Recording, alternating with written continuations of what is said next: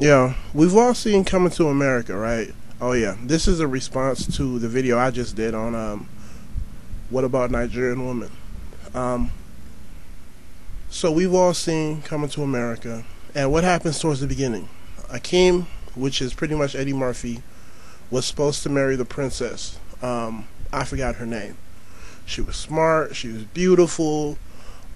She was willing to bark like a big dog for him. She's willing to bark like a big dog and hop on one leg. What more could you want? But what happened? They were compatible, but Eddie wanted the chemistry. That factor wasn't there. Everything else was there, but the chemistry wasn't. Why? Well,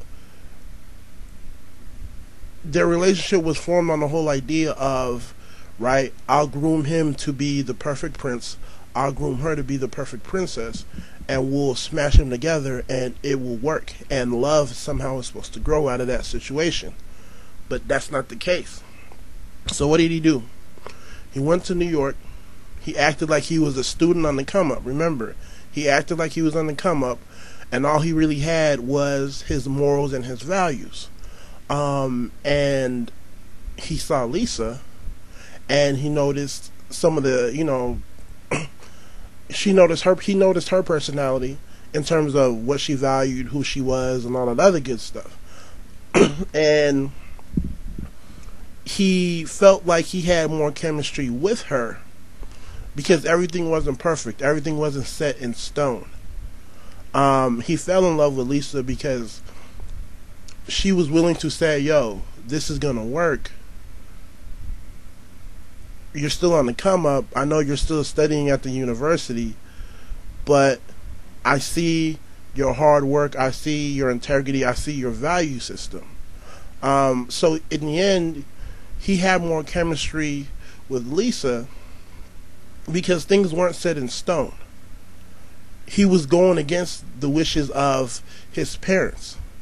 And Lisa was going against, what her dad wanted because she was already established. They came from money, right? So, and how did this relate to the video I just did? Well, it relates because the whole issue is not with with compatibility. I don't want people to get me wrong. I'm not saying that there is no sort of compatibility. That's the direct opposite of what I'm trying to say. I'm trying to say we need to rethink how we form our relationships. We don't have to be, our values and our moral system, right, will allow us to build, right? So for me, if my little sister goes off to college and, oh, I'm 20, here's my boyfriend, he's Nigerian, I'm not going to tell her that, no, she shouldn't be in that relationship because I'm going to know from his background, his value, that the chances of them having great chemistry, right, is going to be great. They don't really have much. All they really have is their values and their integrity to hold on. And that's the most important part. That's what makes the relationship so strong. But if I tell my sister, yo, oh, you have a Nigerian, right, and then all of a sudden I put all these restrictions or all these expectations on her, she's going to feel like, yo, this is too much, right? If I tell her, oh, you know what, don't get too serious, you need to do school first, you're not supposed to have a social life, get your job, get your career, then he'll come back to you, he'll do the same thing, and then all of a sudden there's supposed to be a whole bunch of chemistry. It's not going to work like that. So I'm speaking of that issue and how some people feel like, well, let me break free and let me date somebody who was non-African. And that's where the problem exists, because they feel like if I'm dating a non-African, I can release some of these taboos, right? I can do it on the low. And when I was in school, most of the time, the Nigerian dudes and the Nigerian girls, we didn't tell our parents what we were doing, simply because we felt like there'd be all these social pressures. And what I'm trying to say is we don't have to necessarily do that.